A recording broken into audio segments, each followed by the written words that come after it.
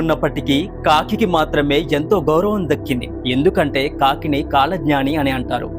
వేకువజామునే అంటే బ్రహ్మ ముహూర్తంలో మేల్కొని స్నానమాచరించే పక్షి కాకి. కావు కావు అంటూ ఈ బంధాలు, ఈ సిరి సంపదలు ఏవీ నీవి కావు నాయనా, ఏవి శాశ్వతం కావు నాయనా, కావు కావు అని అందరికీ గుర్తు చేస్తూ బోధిస్తూ అందరినీ తట్టి లేపే పక్షి కాకి. ఎక్కడైనా ఆహారాన్ని కనిపిస్తే అందుబాటులో ఉన్న అన్ని కాకులకు సందేశాన్ని పంపించి గుంపులు గుంపులుగా కూడి అన్ని కాకులు కలిసి ఆహారాన్ని ఆరగిస్తాయి. అంత గొప్ప స్నేహపూర్వకంగా ఉండే పక్షి కాకి. శత్రువులను గుర్తించిన వెంటనే అన్ని కాకులకు సందేశాన్ని పంపించి అన్ని సమీకరణలు చేసి సంఘటితంగా పోరాటం చేపట్టే పక్షి కాకి.